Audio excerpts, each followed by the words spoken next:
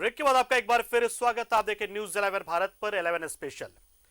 रांची सदर अस्पताल एक बार फिर से विवादों में है। सदर अस्पताल के डॉक्टरों पर प्रसव कराने के दौरान न सिर्फ लापरवाही बरतने का आरोप लगा है, बल्कि पैसे मांगने के साथ ही धमकी देने के भी गंभीर आरोप लगे हैं।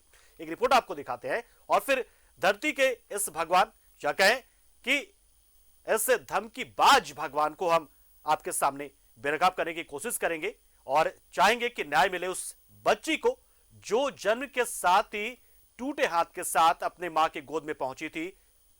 एक रिपोर्ट देखिए पहले। फिर विवादों में रांची सदर अस्पताल। प्रसव कराने के दौरान लापरवाही का आरोप। डॉक्टर की लापरवाही से नवजात का हाथ फ्रैक्चर।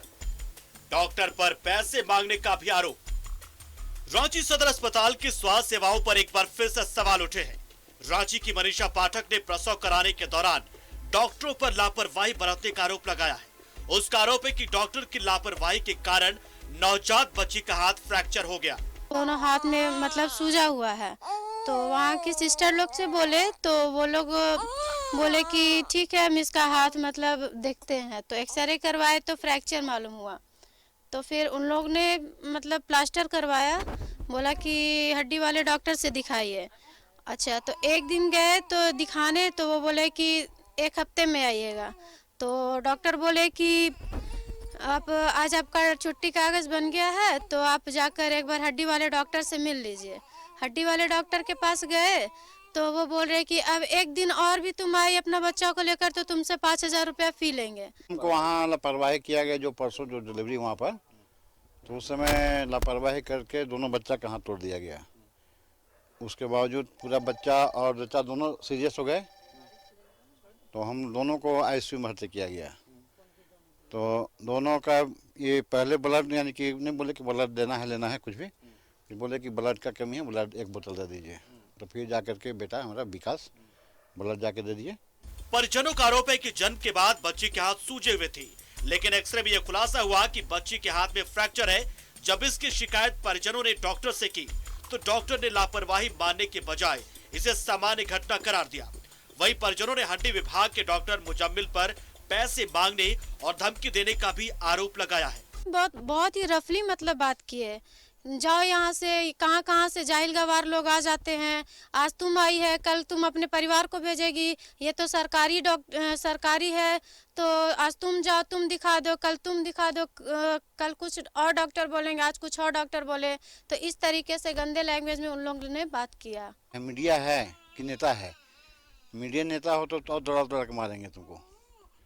भाग यहाँ से, मोबाइल में सब तोड़ देंगे तुम लोग को। भाग यहाँ से।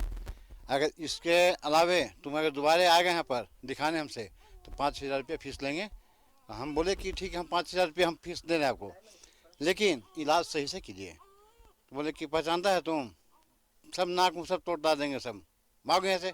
परिजनों का आरोप है कि डॉक्टर की धमकी के कारण बच्ची के इलाज के लिए उन लोगों को प्राइवेट हॉस्पिटल का रुख करना पड़ा। परिजनों ने दोषी डॉक्टर और स्वास्थ्य कर्मियों पर कार्रवाई की मांग की है। बार बार रिपोर्ट दिखाने के लिए बोले तो डॉक्टर को ज़्यादा तकलीफ हो रहा था कि हम लोग बार बार रिपोर्ट दिखाने क्यों आ रहे हैं। उन लोग का नाम था कि आप लोग फ्री में आते हैं, सदर में इलाज हो रहा है, तो फ्री के चलते आप लोग बार बार आते हैं पूछने की रिपोर्ट। वही आप लोग को पैसा लगता तो बार बार नहीं आते आप लोग। तो वो लोग उल्टा सीधा बोल कर चाह रहे हैं कि आप लोग यहाँ मत करवाइए, आप लोग के लिए प्राइवेट अच्छा है। सेवा सदन में चल रहा है, वहाँ लगता है पैसा। राज्य में स्वास्थ्य व्यवस्था को लेकर कई दावे किए जाते हैं। बेहतर इलाज के साथ ही बेहतर व्यवस्था देने का वादा किया जाता है, लेकिन हकीकत आपके सामने है। ऐसी स्वास्थ्य व्यवस्था में 2 जून की रोटी के लिए जंग लड़ रही जनता की जिंदगी भगवान भरोसे है। अब सवाल ये कि आखिर दोषी डॉक्टरों और स्वास्थ्य कर्मियों पर क्या कोई कार्रवाई होगी, और होगी तो आखिर कब तक? न्यूज 11 भारत के लिए रांची से सत्यव्रत किरण की रिपोर्ट।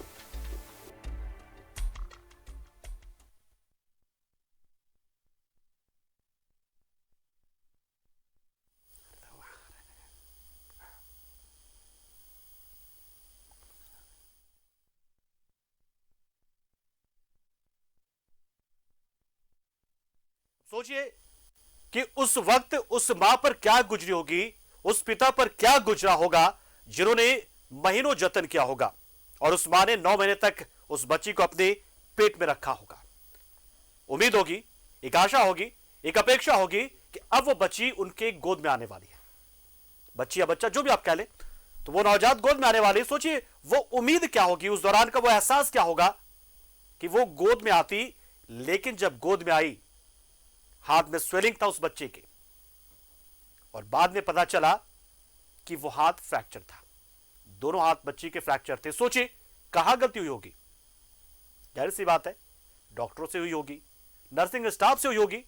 लेकिन सवाल यह है कि चलिए ऐसी गलती हो भी गई, हो जाती है, कई बार दुर्घटनाएं हो जाती है, क्योंकि डॉक्टर भी इंसान होते हैं, वो रोबोट नहीं होते, वो कंप्यूटर नहीं होते हैं।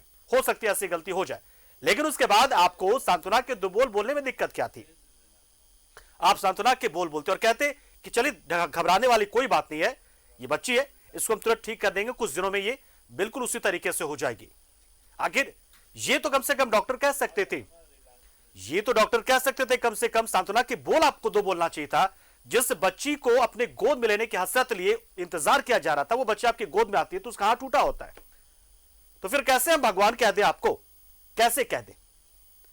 और सोचने वाली बात है कि आप सदर अस्पताल के डॉक्टर साहब थे, सदर अस्पताल के, जहां पर आपको सरकार से सैलरी मिलती है, और सरकार के पास राजस्व कहां से पहुंचता है? इन्हीं मरीजों से, आम आदमी से। कम से कम प्राइवेट अस्पताल में जो पैसे देते हैं लोग, तो बदले में सेवा उससे मिलती है।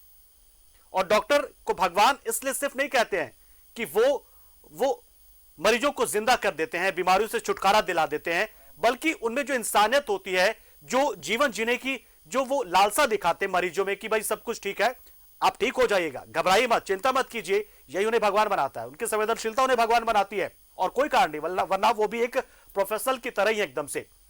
तो हमारे सहयोगी सत्यव्रत किरण का हम रुख करेंगे।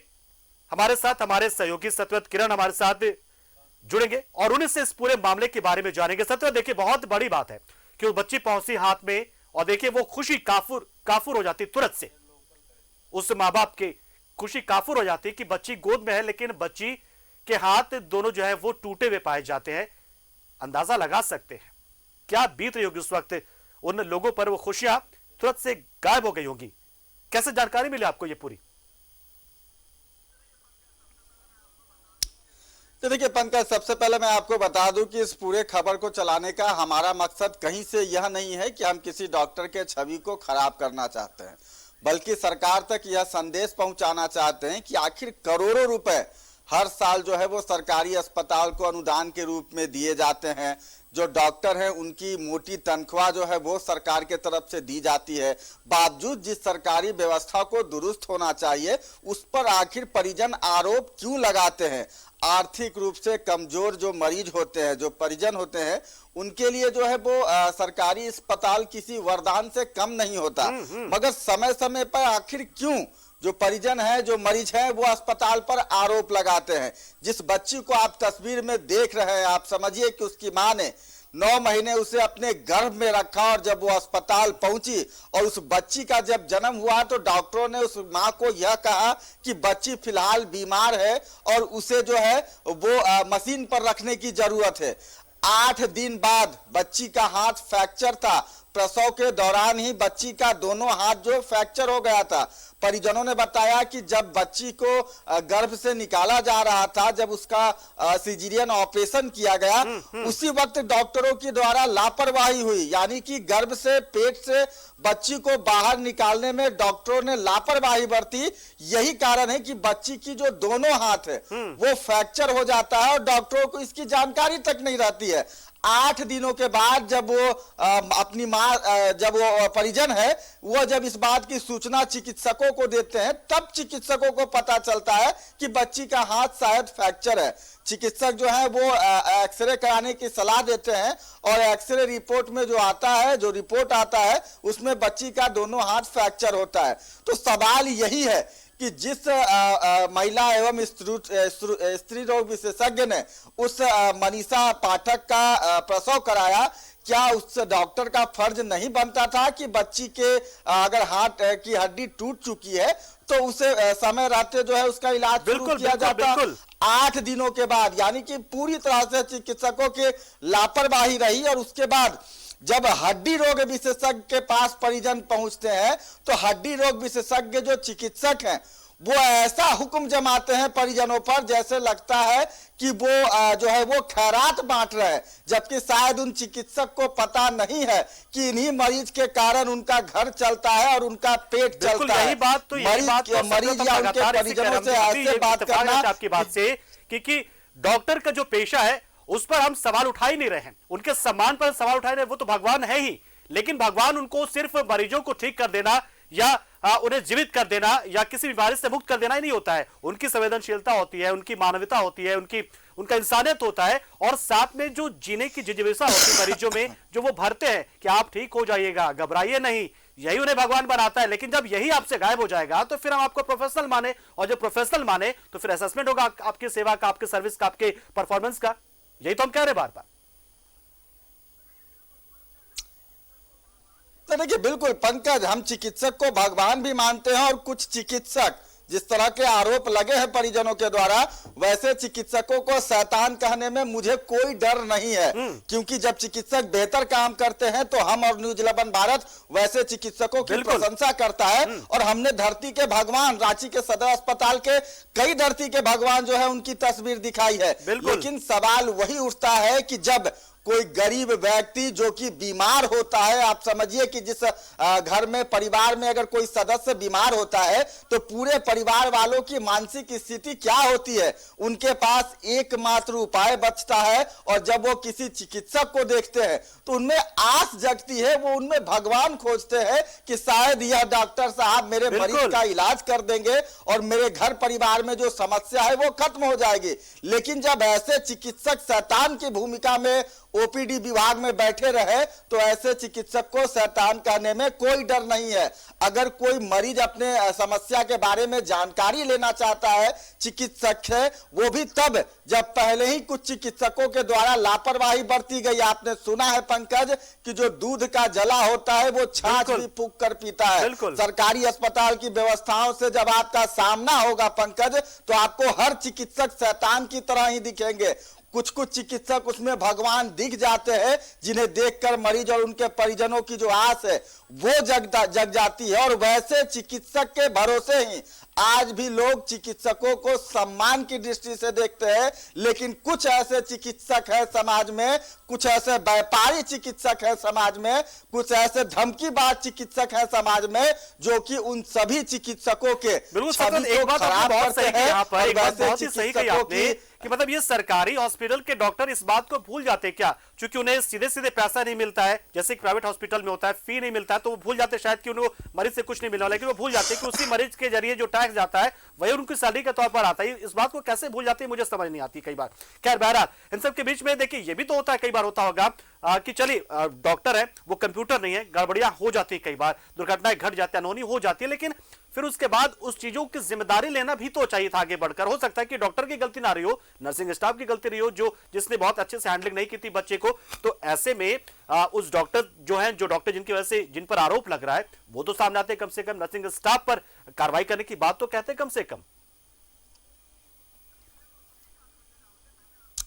तो देखिए बिल्कुल सही कहा पंकज आपने, मैंने आपको बताया, पहले ही कहा कि देखिए गलती किसी से हो सकती है, हम आपसे भी गलती होती है, लेकिन गलतियों को समय रहते सुधार लेना यही इंसानियत होता है। पहले जो है वो प्रसव के दौरान गलती की जाती है, बच्ची की जो हाथ की हड्डी है वो टूट जाती है, और उसके बाद जब परिजन हड्डी रोग विशेषज्ञ डॉक्टर के पास जाते हैं तो डॉक्टर उन्हें धमकी देते हैं, मारने तक की जो है वो कोशिश करने लगते हैं। जब परिजन उनसे जानना चाहते हैं कि उनकी बच्ची को क्या समस्या है तो उनसे यह कहा जाता है कि अगर अगली बार तुम बच्ची को लेकर आओगे इलाज के लिए तो तुमसे 5,000 रुपए लगेंगे। उन डॉक्टर साहब को नहीं पता है, जो कि शायद बड़े लग्जरियस गाड़ी में घूमते होंगे, कि गरीब आदमी के लिए सरकार के तरफ से या सरकारी अस्पताल की व्यवस्था की गई है, और भारतीय को किसी भी व्यक्ति को अधिकार है कि वो स्वास्थ्य सेवा ले सकता है निःशुल्क।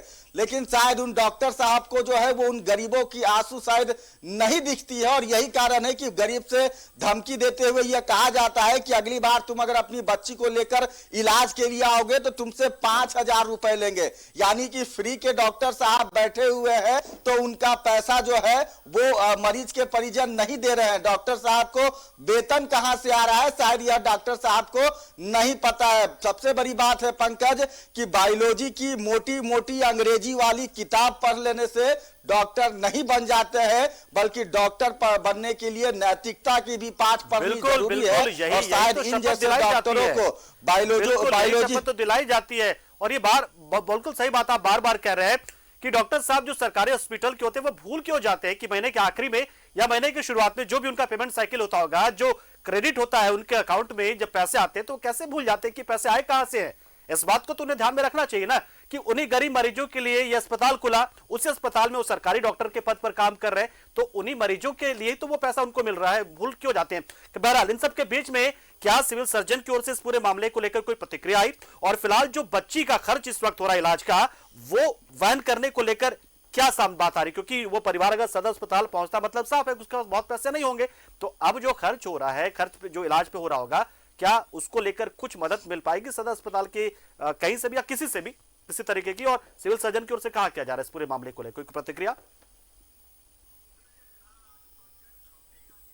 तो देखिए, फिलहाल आज पंकज छुट्टी का दिन था। वैसे में अब तक किसी अधिकारी की प्रतिक्रिया जो है वो नहीं आई है, लेकिन उम्मीद है कि न्यूज 11 भारत पर खबर चलने के बाद अधिकारियों की जो प्रतिक्रिया है वो जरूर आएगी।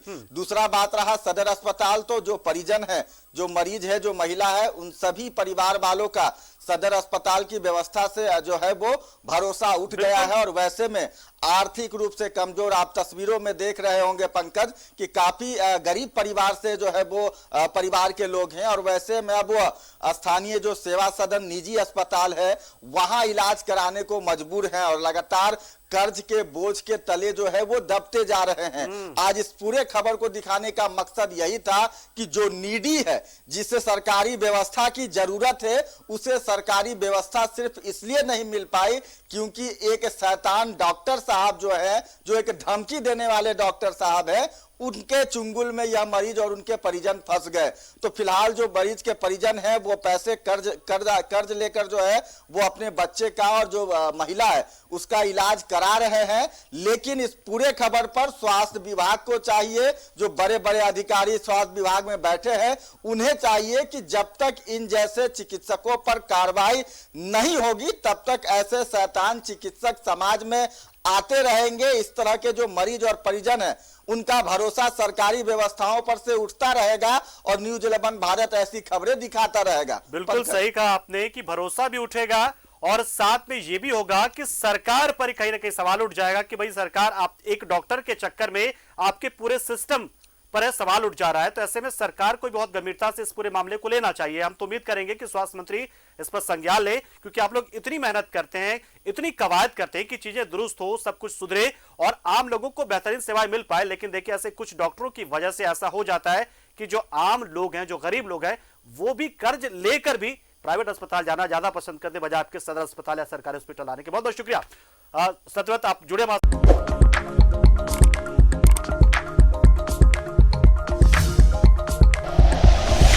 Like and share videos, subscribe करें हमारा चैनल और प्रेस करें बेल आइकॉन। न्यूज़ 11 भारत, सच है तो दिखेगा।